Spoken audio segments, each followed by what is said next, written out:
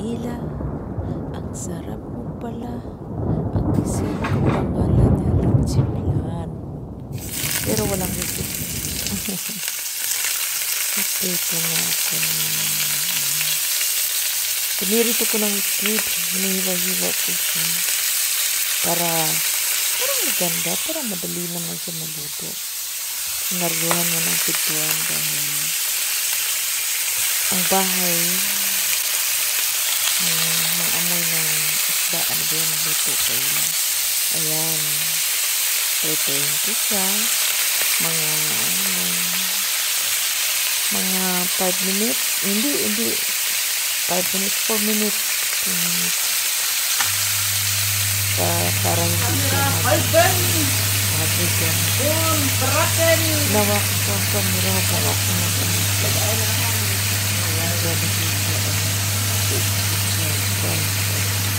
Yan na parang manilig sa titig.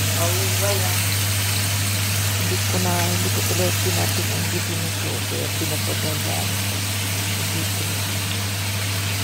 Pinanaan ko siya na pagkuha sa kamera. Ayan, Leponis. Itong klaseng biscuit na tuloy-tuloy ito kasi mga baby squid yan. Ayan, itabi mo para mamaya sikasay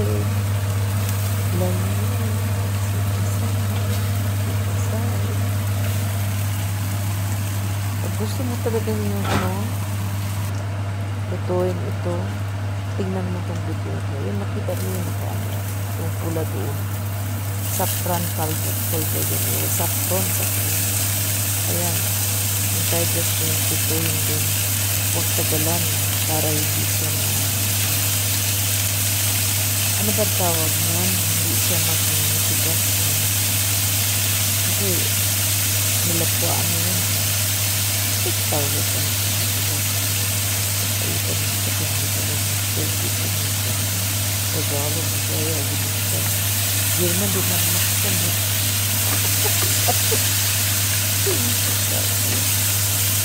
May bisita kasi kami doon ngayong araw nito. Si Lola dumating. Si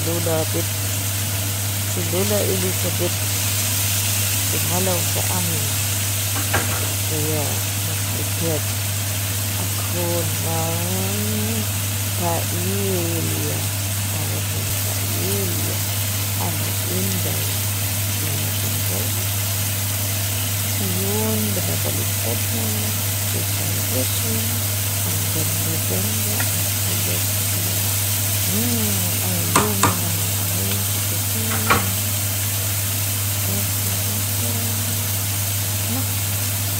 Ano ba yun? Wala mo na siya.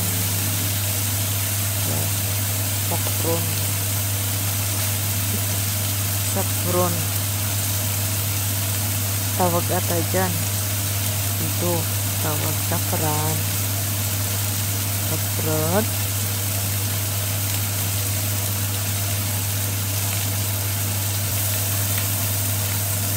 Tapos itabi siya. Isama ko na lang dito magkusit kasi mamaya ipagpapin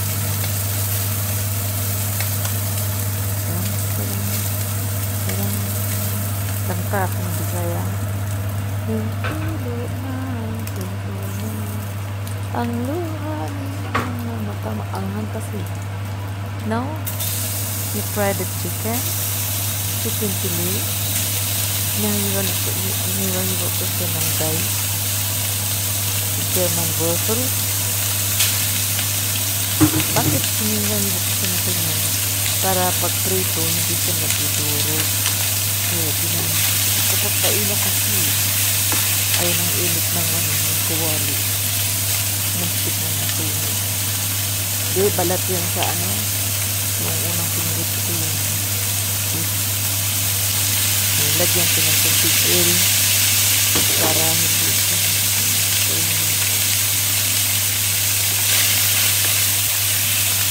here friends.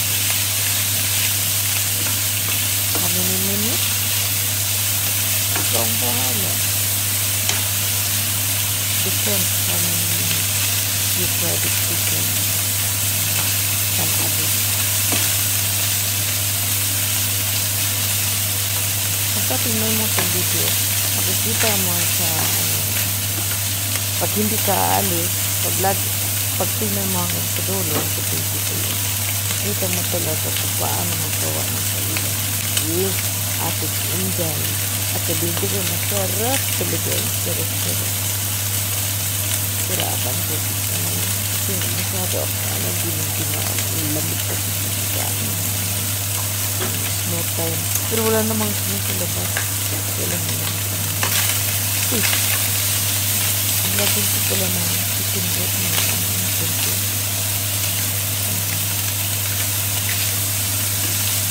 Hindi ko na kailangan i-palat ng ito kasi lang gusto ng bibili. Sinulat ko na lang.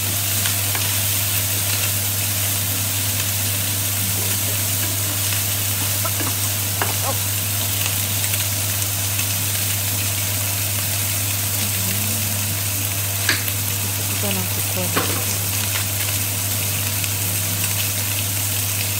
Magkukuling brown siya. Lapit na. Ito tabi namin natin yun.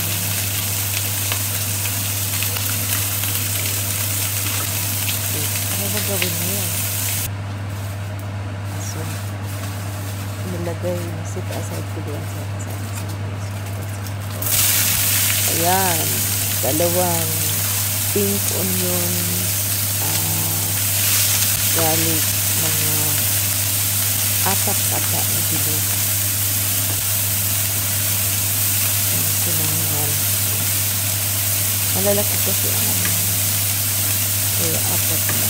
Pwede mo yung gamihin, pwede wala din garlic. But for me, garlic is very important.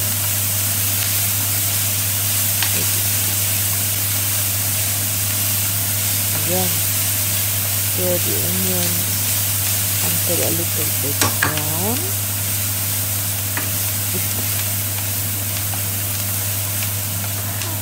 And then, ihalo mo ang saffron. Ayan. Nakalimutan ko na ang tomato at saka Spanish na paprika na parang pipirang. Yung mataas, mahaba na pipirin parang espada. Yan ang ginamit. Kasi masarap ko. Medyo matamis-tamis. Ayan. Ngayon, ano ko ang saffron. Ang liit. Hindi sa gaano sa marami. Ang mahal kasi. Kaya ang binili ko na lang yung powder. Ang saffron dito ang mahal. Kasi hindi. Kunti lang siya. Yan, tingin. Pero okay lang. Para pang color. At saka, talagang kailangan ang kailaman sa ayan, nagpa-brown siya. Ayun, inahalo-halo ko yung mga different seafoods, shrimps, mussels, squid, sliced squid. Yun, inahalo ko siya.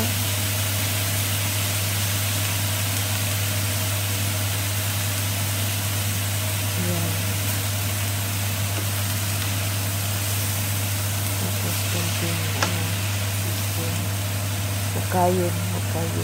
Ayun na, pag-tumikit siya. Tumikit. Yan.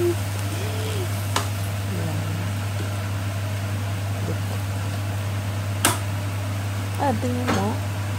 Kunti lang siya na saffron, ha?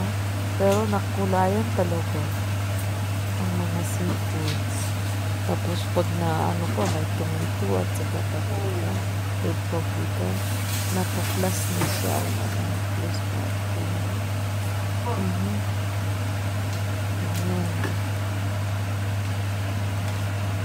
Just look this. How to prepare. Madali naman siya. Ang tapang talaga ng mga sarap. At saka, ay, sarap. Sarap talaga.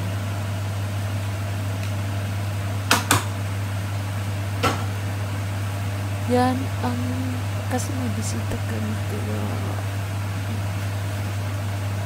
okay.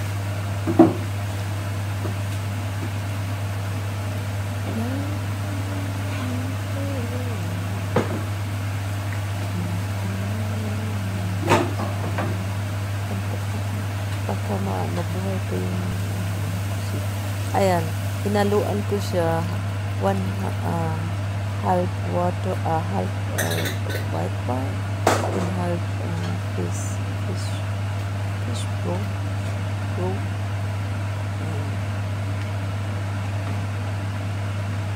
Magigil talaga.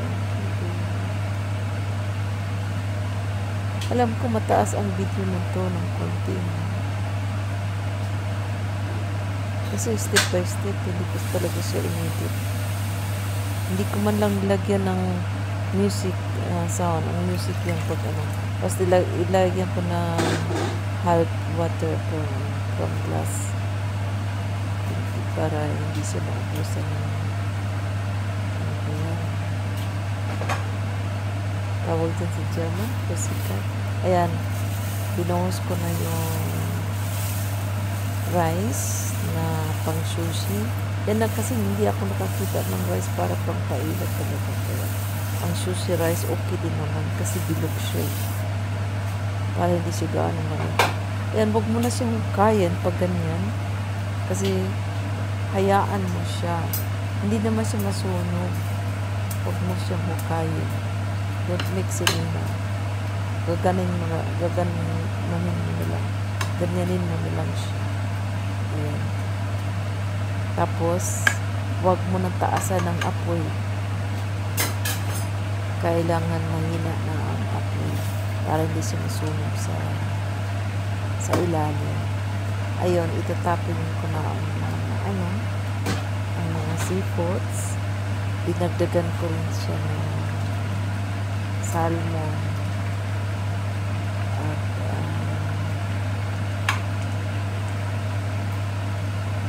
yung isda. Ano tawag ng isda na yun?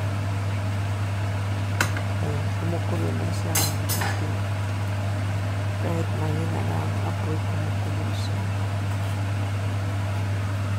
Ayan na ang mga pinirito ko kanina. Lalagay ko na sa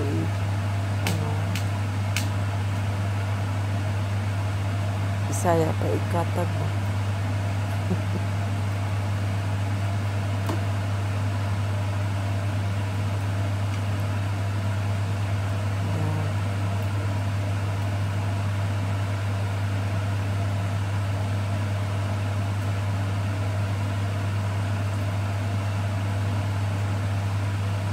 Tumingin ka pa.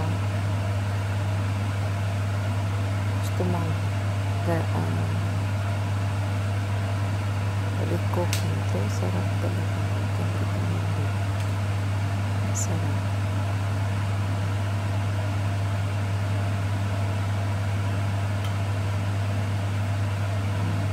Iba-iba yung place na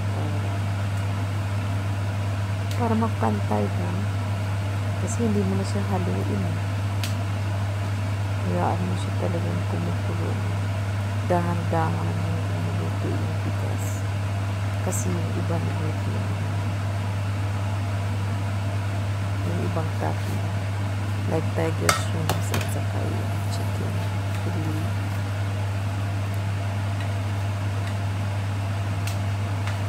Tumatalsik yung mantika. Ayan. Yung isda. Ano bang tawag ng isda? Tawag dito silat. Tawag. At saka yung salmon. Pulok pala. Ayan. Pulok at salmon. Tawag yan silat. Dinamihan ko talaga ng topping kasi guys, gusto ko. Talagang marami siyang topping. Pwede naman na konti lang ang itapin mo ng mga isda, mga kanin kung ano ba. Ayan, yung mussels, hindi ko siya niluto. Kasi maluluto naman din siya. Ayan, tinatanim ko siya. Ay, planting mushroom.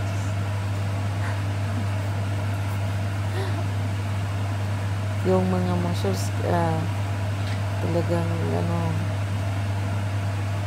I clean it very well. Ayan. Nilagay ko din yung squid at saka shrimps.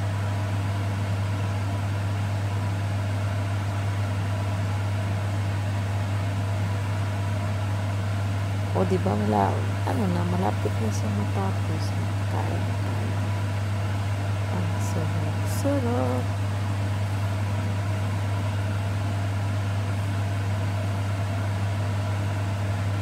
Ang sarap. Nagugutom ka. Ang bango sa kusina talaga. Amoy isda. Amoy paella. Paella. Ang ayan, lagay ko na yung mga squid. Pinarito ko kanina.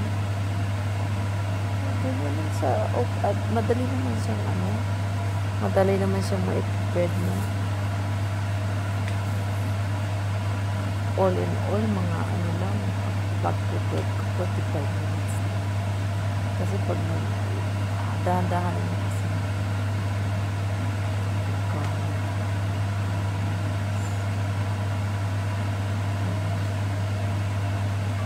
Very delicious. Very cooking.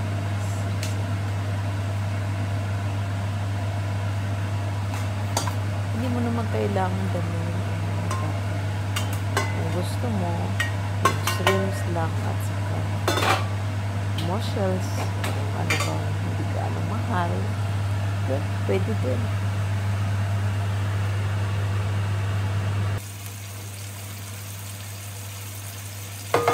Pag naubusan siya ng tubig, dagdagan mo siya ng kunting tubig para hindi masunog.